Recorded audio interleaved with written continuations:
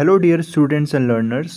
इस वीडियो में हम बात करेंगे article number 1.2 amorphous and crystalline solid, chapter number 1 solid state, NCERT chemistry class 12। ठीक है, तो हम क्या कर सकते हैं, सॉलिड को दो कैटेगरीज में डिवाइड कर सकते हैं। कौन सी कैटेगरी? क्रिस्टलाइन और एमरफस। किस बेसिस पे किया हमने ऐसा कि उनका जो पार्टिकल्स है, कॉन्स्टिट्यूएंट पार्टिकल है, वो उसका अरेंजमेंट कैसा है, इस बेसिस पे हम इसको डिवाइड करेंगे। ठीक है, दो कैटेगरीज में।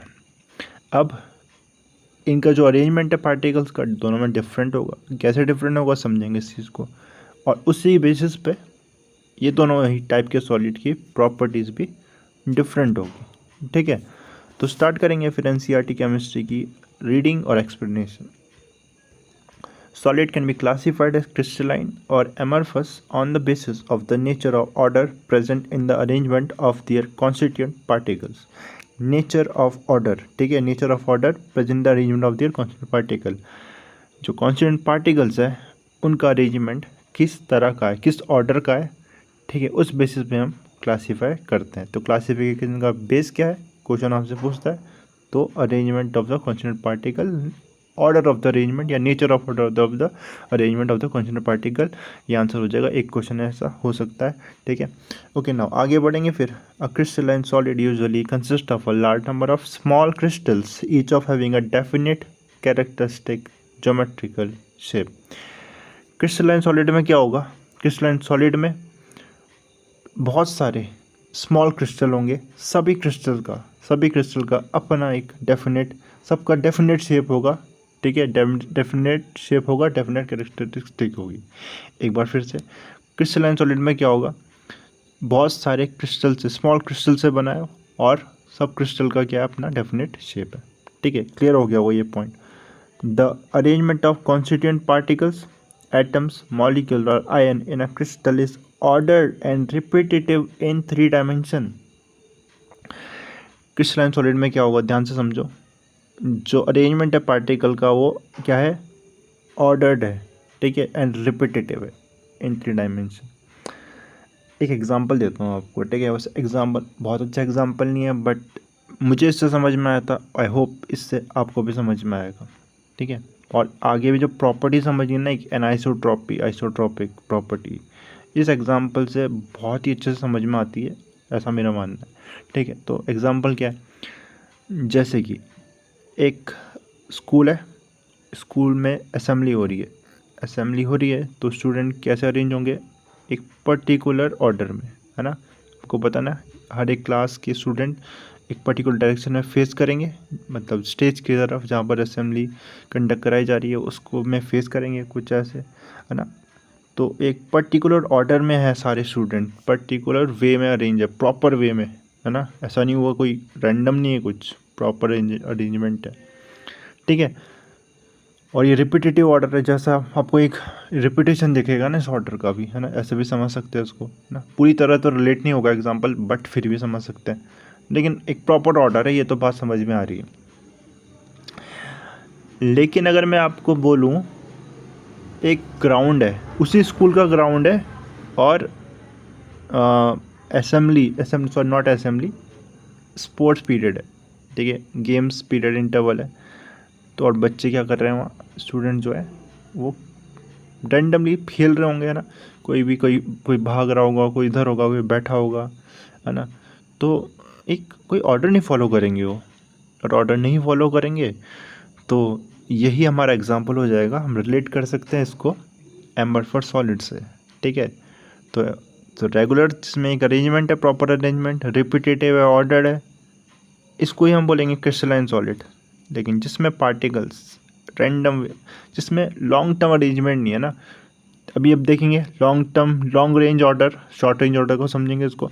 लेकिन एक आइडिया आपको लग गया कि कैसे एमरफस में क्या नहीं होगा, कोई ऑर्डर वे में अरेंजमेंट नहीं है। ठीक है, जो ऑर्डर है अभी तो शॉर्ट रेंज ऑर्डर। ठीक है, मतलब आपको हो सकता है कि कुछ बच्चे साथ में बैठे हो, एक ऑर्डर दिखाई दे ग्राउंड में, लेकिन वो ऑर्डर ऐसा नहीं है कि अब हर जगह दिखेगा। यहाँ पर बच्चे खड़े होंगे या खेल रहे होंगे, कोई पूरे ग्राउंड में एक ही ऑर्डर नहीं दिखेगा आपको, जैसे असेंबली के टाइम में हो रहा। ठीक है, तो आई होप बहुत अच्छा एग्जांपल ये था कि नहीं मुझे नहीं पता, बट समझ में आया होगा इससे, ठीक है। If we observe the pattern in which in one region of the crystal we can predict accurately the position of particles in any region of the crystal however far they may be from the place of observation। फिर से देखो example में वही दूंगा क्योंकि वो आप relate कर सकते हो, आपने उस चीज़ को देखा है।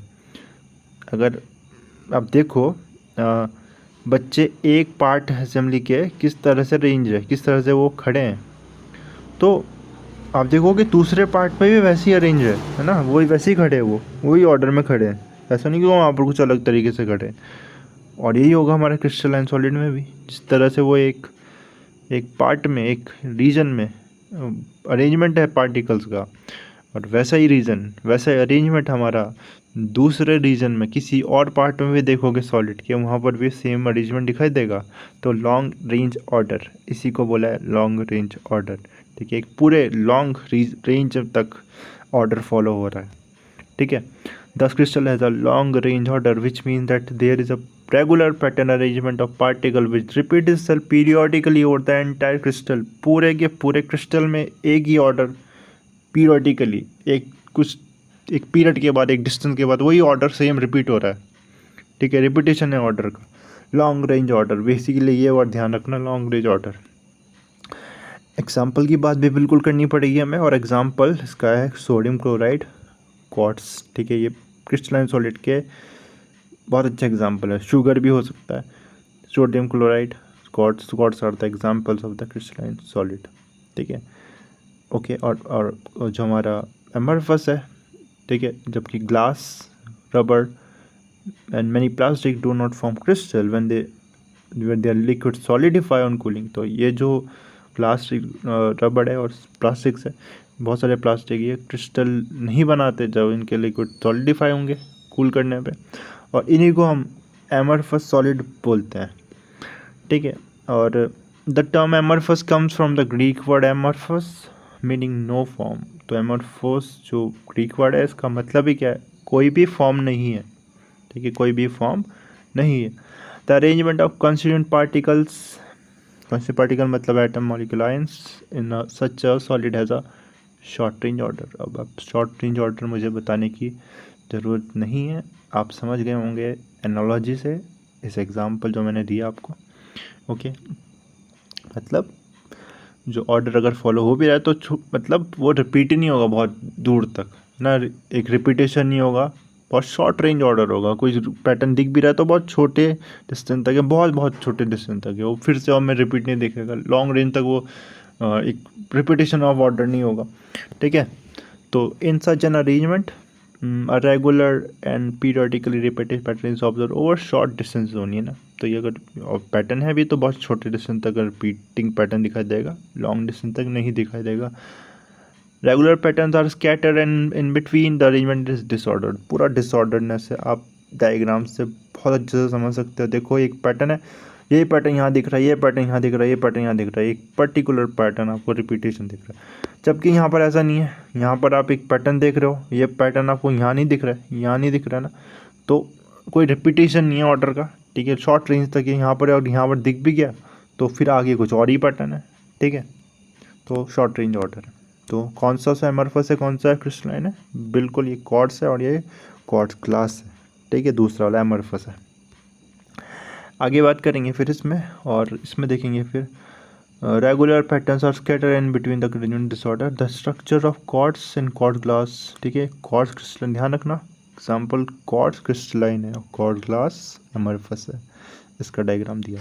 While the two structure are almost identical, yet in the case of amorphous chord glass there is no long range order. Chord glass में long range order नहीं है। The structure of amorphous solid is similar to that of liquids, और amorphous solid का जो structure है वो liquid के structures के काफ़ी similar है। liquid में भी कोई particular proper order नहीं होगा, ठीक है, तो उसकी तरह ही। और यही रीज़न है कि इसको हम स्यूडो लिक्विड्स भी बोलते हैं, ठीक है, स्यूडो सॉलिड्स भी बोलते हैं, ठीक है। Due to the difference in the arrangement of the constituent particle the two types of solid differ in property. और इसी अरेंजमेंट के डिफरेंस की वजह से, कॉन्स्टिट्यूटिव पार्टिकल के अरेंजमेंट के डिफरेंस की वजह से इनकी जो प्रॉपर्टीज़ है वो प्रॉपर्टीज़ में भी डिफरेंसेस है। ठीक है, तो आगे देखेंगे फिर। Crystalline solid have sharp melting point. Crystalline solid का शार्प मेल्टिंग पॉइंट एक पर्टिकुलर मेल्टिंग पॉइंट पे टेम्परेचर पे मेल्ट होते हैं। एग्जाम्पल NaCl कर लूँ तो 801 डिग्री सेल्सियस है। और भी एग्जाम्पल आप देख सकते हैं क्रिस्टलाइन सॉलिड के टेम्परेचर के। तो एक पर्टिकुलर स्पेसिफिक मेल्टिंग पॉइंट है इन सारे क्रिस्टलाइन सॉलिड का, जबकि ऐसा नहीं होगा एम्बरफस के साथ। ठीक है, at a characteristic temperature they melt abruptly and become liquid. उस पर्टिकुलर टेम्परेचर में पहुंच के वो एकदम से मेल्ट होना स्टार्ट करते हैं, लिक्विड बनना स्टार्ट कर देंगे। On the other hand amorphous solid soften, melt and start flowing over a range of temperature and can be molten and blown into various shape। ठीक है, तो लेकिन जो एमरफस सॉलिड होंगे वो जैसे जैसे हम टेम्परेचर बढ़ाएंगे वैसे वैसे सॉफ्ट होना स्टार्ट करेंगे, फिर मेल्ट करना स्टार्ट कर देंगे। ठीक है, एक पर्टिकुलर टेम्परेचर में नहीं एकदम से वो मेल्ट होना स्टार्ट कर, जैसे 801 पहुंचा सोडियम क्लोराइड, वो मेल्ट होना वहीं पर मेल्ट होना स्टार्ट हो गया ना, एकदम से लिक्विड चेंज हो गया मतलब। ठीक है, 801 डिग्री में। लेकिन एमरफस में ऐसा नहीं है। एमरफस में क्या हो रहा है, वो धीरे धीरे करके मेल्ट होना स्टार्ट हो रहा है एक टेम्परेचर में, है ना। जैसे कोई किसी एक एमरफस लिक्विड टेम्परेचर पहुंचा, ठीक है, सपोज 200 डिग्री पहुंचा सपोज। ठीक है, फिर वो 200 में ही नहीं मेल्ट हो जाएगा, 205 210 इस तरह से एक रेंज तक वो मेल्ट होगा। ठीक है, उसका पहले वो सॉफ्टन होगा, फिर वो मेल्ट होना स्टार्ट हो जाएगा। ठीक है, और इसको इसलिए हम क्या कर सकते हैं, मोल्ड कर सकते हैं अलग अलग शेप में, क्योंकि धीरे धीरे वो सॉफ्ट हो रहा है और उसको हम मोल्ड कर सकते हैं डिफरेंट शेप में। ठीक है, amorphous solids have the same structural feature as liquid and are conveniently regarded as extremely viscous liquid। ठीक है, तो मैंने अभी आपको बताया इनका जो स्ट्रक्चरल फीचर्स है वो लिक्विड की तरह है। ठीक है, और इसको हम एक्सट्रीमली विस्कोसिटी आपने पढ़ी है। ठीक है, विस्कस लिक्विड की तरह मान सकते हैं कि इनके जो फ्रिक्शन इनके बीच में, ठीक है, वो बहुत ज़्यादा है, विस्कस लिक्विड है। ओके, तो they may become crystalline at some temperature. Okay, और एक टेम्परेचर के बाद ये क्रिस्टलाइन बन सकते हैं। ठीक है, एक टेम्परेचर के बाद some glass object form from ancient civilisation are found to be become milky in appearance because of some crystallisation. ठीक है, और जो ग्लास ऑब्जेक्ट जो पहले की सिविलाइजेशन में मिली है वो उनमें क्या गया, मिल्की अपीयरेंस आ गया। वो मिल्की अपीयरेंस क्यों आ गया कि वो क्रिस्टलाइन सॉलिड क्रिस्टलाइजेशन उसमें स्टार्ट हो गया। ठीक है, तो like liquid amorphous solid have a tendency to flow though very slowly. हम बोल रहे हैं ना ये जो एमरफस सॉलिड है लिक्विड की तरह है। ठीक है, तो लिक्विड की तरह इनकी टेंडेंसी है फ्लो करने की, लेकिन ऐसा नहीं है कि बस लिक्विड की तरह फ्लो कर जाएंगे, बहुत बहुत बहुत स्लो फ्लो करेंगे। ठीक है, therefore sometimes this are called pseudo solid और सुपर कूल्ड लिक्विड, है ना, इसको ये ध्यान रखना। तो स्यूडो सॉलिड या फिर सुपर कूल्ड लिक्विड भी बोलते हैं। ठीक है, एक ग्लास में ऐसा बोलते हैं, ग्लास में कि नीचे की तरफ वो थिक होता है थोड़ा सा, क्योंकि धीरे धीरे फ्लो करता है, धीरे धीरे। एमरफस सॉलिड का एग्जांपल है, तो धीरे धीरे फ्लो कर रहा है, नीचे की तरफ थिक होता है थोड़ा। ओके, तो नाउ इसके बाद amorphous solid are isotropic in nature. अब ये पॉइंट समझते हैं, आइसोट्रोपिक मतलब क्या होता है। ठीक है, आइसोट्रोपिक मतलब है, आइसो मतलब सेम, ट्रॉपिक डायरेक्शन से रिलेटेड है। ठीक है, तो जो प्रॉपर्टीज़ होगी ना एमरफस सॉलिड की वो हर एक डायरेक्शन से सेम होगी। ठीक है, थोड़ा सा ऑपोजिट लगता है। जब मैंने पढ़ा था मैंने भी ये मान के चला था कि क्या होना चाहिए, क्रिस्टलाइन सॉलिड में जो प्रॉपर्टीज़ है हर एक डायरेक्शन में सेम होनी चाहिए। नहीं, ऐसा नहीं, एमरफस सॉलिड में हर डायरेक्शन से प्रॉपर्टीज सेम है, हर एक डायरेक्शन से प्रॉपर्टी, जैसे कि मैग्नेटिकल स्ट्रेंथ किसी भी डायरेक्शन से देखोगे, रिफ्रैक्टिव इंडेक्स, इलेक्ट्रिक कंडक्टिविटी किसी भी डायरेक्शन से ले लो सेम है। ठीक है, क्यों, क्योंकि इसमें लॉन्ग रेंज ऑर्डर को फॉलो नहीं कर रहे, डेफिनेट ऑर्डर को फॉलो नहीं कर रहे। ठीक है, और कैसे हुआ ये, फिर से वह उसी एनालॉजी पे आ जाओ और बात समझ में आ जाएगी। देखो, जब मैं आपसे बोलूँ एक जो असेंबली की फ़ोटो, बच्चे असेंबली में खड़े हैं उनकी पिक्चर की क्लिक करो। ठीक है, लेफ़्ट साइड से, राइट साइड से। ठीक है, और मतलब ऑल द 4 डायरेक्शन, 4 साइड से आपने पिक्चर क्लिक करी। मुझे बताओ कि वो पिक्चर क्या सबकी सेम आएगी क्या? है ना, थोड़ा सोचोगे आप, एकदम समझ जाओगे नहीं, है ना। जब बच्चे खड़े हैं तो आगे की तरफ से उनकी पिक्चर डिफरेंट आएगी, है ना, पीछे की तरफ से लेफ़्ट से अलग, राइट से अलग, डिफरेंट पिक्चर तुम्हें मिलेगी, ठीक है। लेकिन अगर अब मैं बोलूँ आपको, जब बच्चे प्लेग्राउंड में रैंडम मोशन कर रहे हैं, कोई भाग रहा है, कोई बैठा है, कोई खेल रहा है, इनकी पिक्चर खींचो डिफरेंट डायरेक्शन से, तो क्योंकि रैंडमनेस की वजह से जो पिक्चर्स है वो सेम ही दिखेगी लगभग, ठीक है। तो फिर से एक आइडिया आपको लगा होगा इसमें। अब ये तो एक एनालॉजी थी, तो आप समझ सकते हो उससे, लेकिन रियल बात तो यहाँ पर है ना। देखो यहाँ पर क्या है, ये किसका एग्जांपल है? क्रिस्टलाइन सॉलिड का एग्जांपल, एक प्रॉपर ऑर्डर फॉलो है यहाँ पर, ठीक है। यहाँ से देखोगे ए से बी जा रहे हैं, तो हमें क्या दिख रहा है? ओनली दिस ये इस एटम के क्रिस्टल दिख रहे हैं बस, ठीक है। ये एटम दिख रहा है बेसिकली इस डायरेक्शन में, एक डायरेक्शन में, है ना। ओनली ब्लू जो डॉट्स है, ब्लू एटम्स है, ओके, एटम्स आयन है जो भी है ना। और जब सी से डी की तरफ जा रहे तो रेड ब्लू इस तरह से, तो प्रॉपर्टी डेफिनेटली डिफरेंट मिलेगी हमें, है ना। इसमें कुछ ऑर्डर एटम्स है, इसमें अरेंजमेंट अलग है एटम का, ऐसे, ठीक है। क्योंकि हम डिफरेंट डायरेक्शन से देख रहे हैं ना, वो तो एक पर्टिकुलर वे में अरेंज है, लेकिन हम डायरेक्शन अलग अलग डायरेक्शन से देख रहे हैं। जो प्रॉपर्टीज़ है, जितनी सारी प्रॉपर्टीज़ हमने बात की थी, ये अलग अलग होगी। इसको हम बोलते हैं एनाइसोट्रॉपी, ठीक है। जो अरेंजमेंट है, क्योंकि डिफरेंट डायरेक्शन से डिफरेंट अरेंजमेंट है हमें, है ना। इस तरह से अरेंजमेंट अलग है, इस तरह से अरेंजमेंट अलग है, ठीक है। तो प्रॉपर्टीज़ अलग मिलेगी डिफरेंट डायरेक्शन में। ऐसा नहीं होगा एमॉर्फस में। एमॉर्फस में क्योंकि वो लॉन्ग रेंज ऑर्डर नहीं है, शॉर्ट रेंज ऑर्डर है, तो हमें हर किसी भी डायरेक्शन में ले लो, रेंडमली ओरिएंटेशन है, तो प्रॉपर्टीज मोर और लेस सेम ही मिलेगी, ठीक है। तो आई होप ये बात भी आपको समझ में आई होगी। आगे बढ़ते कंप्लीट करते से हैं, the overall arrangement become equivalent in all direction, therefore value of any physical would be same in all direction, ठीक है। तो ये मैंने अभी आपको समझाया। क्रिस्टलाइन सॉलिड आर एनाइसोट्रॉपिक, ये वर्ड याद रखना इंपॉर्टेंट वर्ड है। एनाइसोट्रॉपिक मतलब जो प्रॉपर्टीज है वो सेम नहीं होगी हर डायरेक्शन में। That is some of their physical property like electric resistance or reflectance show different values when measured along different direction in the same crystal, ठीक है। This arises from different arrangement of particle in different direction. This is listed in figure. This figure shows a simple 2 dimension pattern arrangement 2 kinds of atoms, ठीक है। सारी बात मैंने आपको अच्छे से समझा दी है, ठीक है। Mechanical property such as resistance of two sharing stress might be quite different in two direction indicated in the figure. Deformation in c direction replaces row which has two different types of atom, while in AB direction row made of only one turn space. The difference between the crystal solid and purpose, है ना। अगर क्या करते हैं, इस पे इस तरह से हम स्ट्रेस अप्लाई करते हैं ना, तो इसमें ये दोनों ही एटम क्या होंगे, इस तरह से इसमें क्या आएगा, डिफॉर्मेशन आएगा, ये दोनों एटम डिस्प्लेस होंगे, ओके। ये दोनों आइटम ब्लू और रेड पास आएंगे, ठीक है। जबकि अगर इस तरह से हम इस डायरेक्शन में हम स्ट्रेस अप्लाई करेंगे तो ये ब्लू वाले क्लोज आएंगे, ठीक है। तो जो प्रॉपर्टीज़ है इसीलिए डिफरेंट होगी इनकी, ठीक है। मतलब डिफरेंट डायरेक्शन में डिफरेंट होगी क्रिस्टलाइन की, ठीक है। आई होप बात समझ में आई होगी। एक चार्ट दिया है यहाँ पर, चार्ट में आपको shape, size, melting point, cleavage property है, इनकी डिफरेंशिएशन, इनको डिफरेंस में देखा है, ठीक है। क्रिस्टलाइन सॉलिड में देखो डेफिनेट कैरेक्टरिस्टिक ज्योमेट्रिकल शेप होता है, बिल्कुल होता है ना। इसमें रेगुलर शेप है, एमॉर्फस में शार्प मेल्टिंग पॉइंट है, कैरेक्टरिस्टिक टेम्परेचर है, जबकि इसमें ग्रेजुअली सॉफ्टन ओवर टेम्परेचर, ये भी हमने देखा। ये पॉइंट अलग है। क्लीवेज प्रॉपर्टी देखो, when cut with a sharp edge tool they split into 2 pieces and the nearly generated surface are plain and smooth।